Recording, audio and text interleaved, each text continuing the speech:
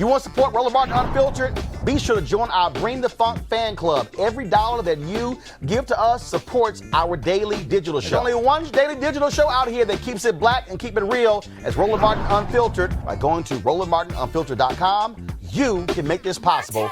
All right, folks, glad to have you here. Roland Martin here, broadcasting live from Atlanta, Georgia, where I'm here for Susan Taylor's National Cares Mentoring Golf Tournament, helping them raise some funds to mentor our young folks. But let's talk a little politics.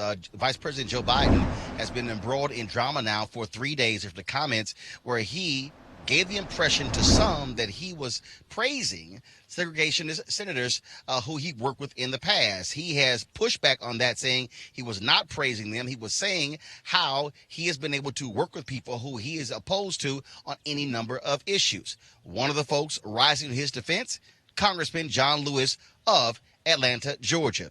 Congressman Lewis said he was not offended by what Vice President Joe Biden had to say, saying that he too has had to work with people who on the other side of the aisle who he would disagree with on any number of issues. Let's break this thing down with our panel. Joining us right now is Eugene Craig, CEO, Eugene Craig Organization, joining us via Skype.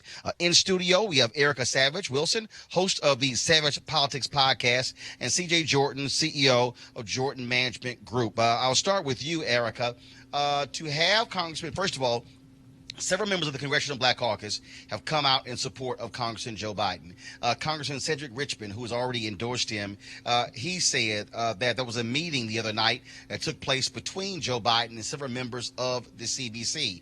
We do also know that Senator Cory Booker and Vice President Biden had a phone call a couple of nights ago. It did not go well. Senator Cory Booker has been really critical of Vice President Joe Biden. And so again, so the fact that this is still going on goes to show how potent the issue is. And frankly, Erica, Vice President Joe Biden has to be very careful not to stir up a hornet's nest unnecessarily. Oh, absolutely. And I believe that the hornet's nest has already been stirred up. And kudos to Senator Booker for not allowing this just to pass. And also, I think we have to look at Joe Biden's unwillingness to apologize for his comments, which particularly in this climate when we have a racist president who has started his re-election campaign, because of course he never stopped campaigning, raised $25 million, is saying that he wants to keep America great again and continues to roll out policies that hurt black and brown folk, that Joe Biden talking about his colloquial relationships with segregationist senators is something that does not bode well with the base of the Democratic Party, which is black people. And so his unwillingness to apologize when he in effect talked about Eastland to his crowd at this fundraiser to say that, well, he never called me boy, he called me son, and that we were able to work together to get things done. Well, now you're slapping in the face all men and women who have been called out of their names or have been demeaned and not recognized for their human capacity. And so the fact that Joe Biden has not apologized, I do think that that is something that we do not need to allow to go away with short-term memory. I think that's something that voters and people who are thinking about the primaries coming up and that are strongly considering all of these contenders need to take with them when they are considering when they go to the polls. CJ, many folks who support Bernie Sanders and other candidates have been talking about Joe Biden opposing a busing law. In fact, I got a tweet a few moments ago where folks have posted a letter dated June 30th, 1977 to the Honorable James O. Eastland, and it was said, "Dear Mr. Chairman, I want you to know that I very much appreciate your help during this week's committee meeting in attempting to bring my anti-busing legislation to a vote. I am hopeful that the bill can be voted on at the next meeting, and with your assistance, I'm confident there is sufficient support for approval by the committee. Again, many thanks for your help. Sincerely, Joe." And this has been coming up as well from people who are critical of Joe Biden. How do you believe he needs to end this before it continues? Well, the only way you're going to end it is he, just comes out and do a dump. I mean, right now, Senator Booker has taken him to task for calling Jesse Jackson a boy, behind the scenes, and now that's coming out. He has taken a position of not truly understanding why the 1994 crime bill locked up over half of, the black population. He's not understanding that. He's also dealing, well, again, when they dredge up his comments on 7-Eleven and immigrants, and you can't, and their voice and their dialect. You can't walk into a 7-Eleven. That was what he said as vice president with President Obama. So all of these things are going to continue to drip, drip, drip, drip out and show who Joe Biden was when he came into the Senate, and those Democrats that Southern Democrats who he had a relationship with. And the question becomes for him and his team, when should we just do a midnight dump and just get it over with? Because until he does that, it's going to continue. Right. Eugene, again, the fact that this continues to go on, and first, again, you had Congressman Jim Clyburn, Congressman Cedric Richmond speak on this issue. Now you have Congressman John Lewis.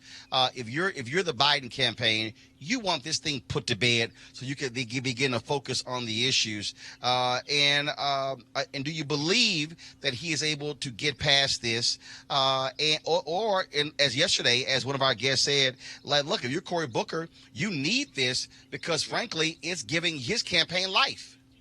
It's giving Cory Booker's campaign life. I mean, my prediction was that by fall, Cory probably just be focused on his reelection for U.S. Senate. But it's given his campaign dramatic life because now he's seen as taking on the front runner. He's seen as being a David fighting a Goliath. If I'm Team Biden, I think, look, you just simply issue an apology. It's a misunderstanding, maybe even a misquote, a miscommunication, and keep moving forward. I think nobody questions Joe Biden's commitment to civil rights or voting rights. I don't think anybody questioned John Lewis or Jim Clyburn or Cedric Richmond, who are all, strong African-American leaders that have, stood up to Trump, that have stood up to, hardened racists and segregationists that are still sitting in the United States Congress today. But the thing is this, at this point in time, you have a media circus, and the only way to deal with the media circus is to simply just apologize, move forward. We live in a 24-hour news cycle. We live in a news cycle where stories last a day.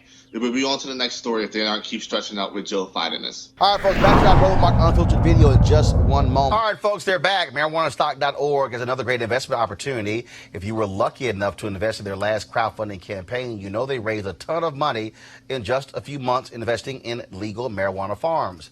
Those initial investors now own shares of a publicly traded company, and they are on fire. Now they have a new investment opportunity that is as good, if not even better, than the last one. I'm talking about industrial hemp CBD. For those who don't know, the hemp plant is the cousin to marijuana with a much higher concentration of CBD, which means hemp CBD gives you all the medical benefits of marijuana without getting you high. Until recently, hemp farming was practically illegal in the U.S.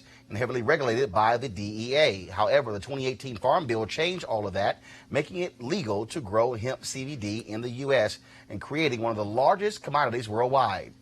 They need land to grow all the plants. Now, this makes for an incredible investment opportunity, and that's where our good friends at 420 Real Estate come in. Their business model is simple. They buy land that supports hemp CBD grow operations and lease it to licensed, high-paying tenants.